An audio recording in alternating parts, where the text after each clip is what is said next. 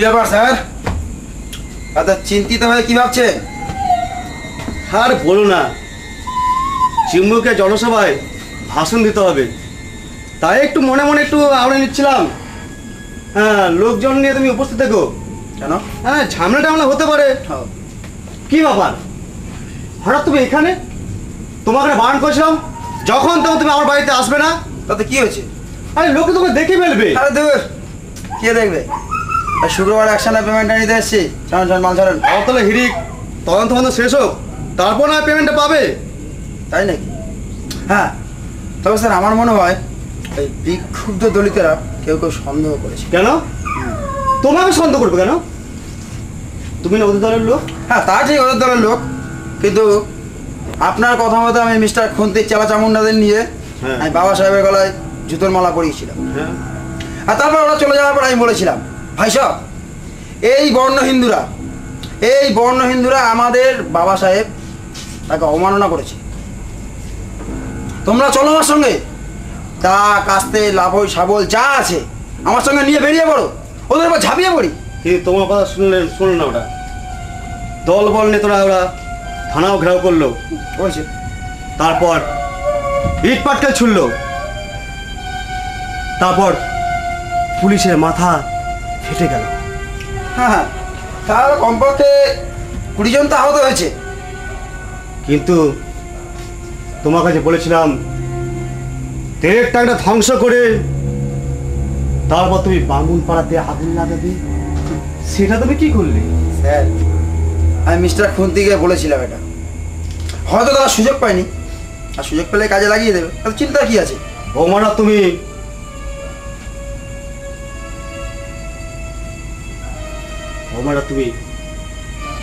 থানায় না মেরে ওই ট্যাঙ্কটাই মারলে না কেন?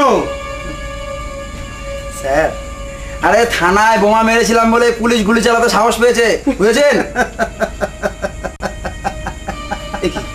আপনি হাসছেন যে? না না না, পুলিশকে আমি গুলি চালাতে বলেছিলাম। আপনি? হ্যাঁ আমি। ওই দলিতরা খুব বেড়েছে। স্যার, আমি একটা কথা শুনেছি। বলো। জানেন আম্বেদকর জি বেঁচে থাকতেও নাকি এরকম জ্বালিয়েছিল? হ্যাঁ, ওই শালা বেটাই তো সংরক্ষণে হিরিক তুলে দলিতকে প্রতিষ্ঠা করে গেছে।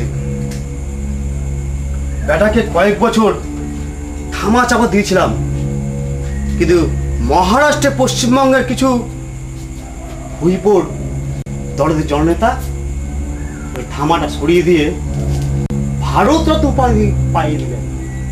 তারপর সারা ভারতবর্ষে আম্বেদকর জন্ম জয়ন্তী সেমিনারে সবাই মেতে উঠল।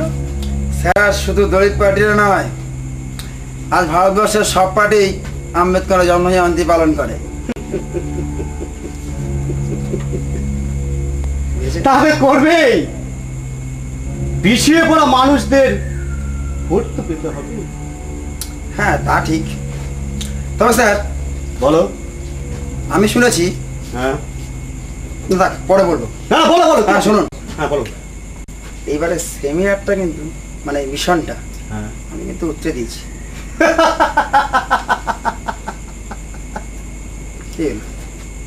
তুমি নয়, তাহলে বলো আমরা। ওই একই ব্যাপার। গত কয়েক বছর অভিজ্ঞতায় আমি ভালোভাবে বুঝতে পেরেছি, মন্দির মসজিদ ভেঙে আর লোকে খেপে লাভ নেই। দরিদ্রের সঙ্গে বর্ণ হিন্দুদের দাঙ্গা করতে হবে।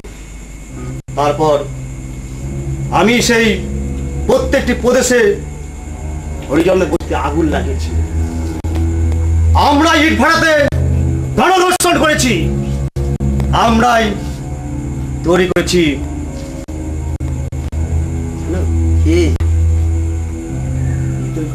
কি তৈরি করেছেন? আমরাই তৈরি করেছি হিংসা প্রতিরোধ, এই তো? হ্যাঁ, আপনার বুদ্ধি তো তারিফ করতে হবে। তার কারণ সামান্য একটা মুখ্যমন্ত্রীর টোপ দিয়ে আপনি একটা কঠোর দলিত পার্টিকে হাতের মুঠোর মধ্যে করে রেখেছেন, একেবারে নরঞ্চল। আপনার বুদ্ধি তারিফ করতে হবে, বুঝলে বাবা জীবন, এটা হচ্ছে পলিটিক্স।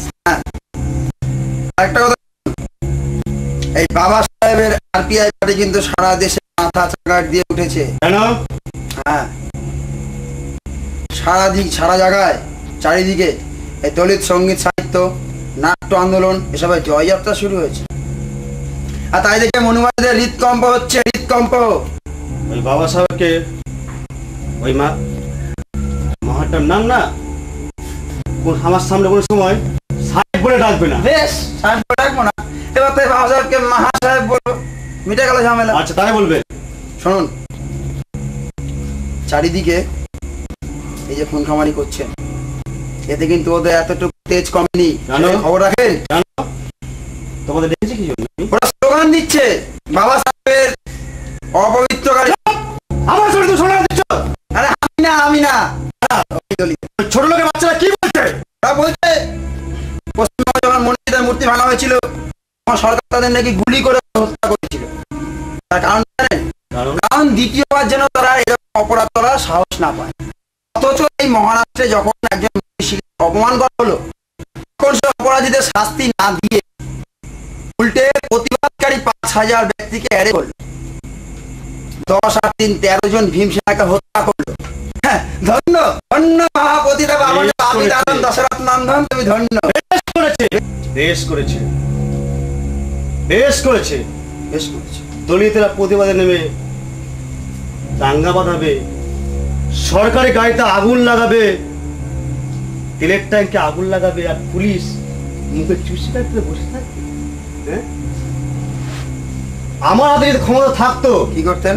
তাহলে আমি 1 মাসের মধ্যে ওই দলিত সাহিত্য শিল্পকে ভেঙে গুড়ে চুরমার করে আগুন লাগিয়ে দিতাম, তারপর আমি অট্টহাসিতে হেসে আসতাম।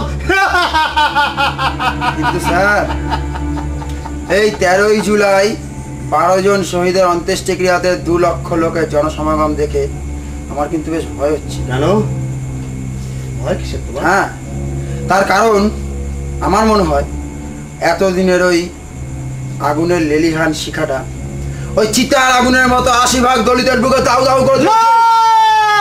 হ্যাঁ, আর ওই আগুনে এই 20 ভাগ বর্ণ হিন্দু একদিন জ্বলে পুরো ছারখার হয়ে যাবে। হ্যাঁ, ওই শুনুন অসংখ্য দলিত মুখে কণ্ঠে ধ্বনিত হচ্ছে একই সোচ্চার ধ্বনি, ব্রাহ্মণ্যবাদ নিপাত যাক, ব্রাহ্মণ্যবাদ নিপাত যাক।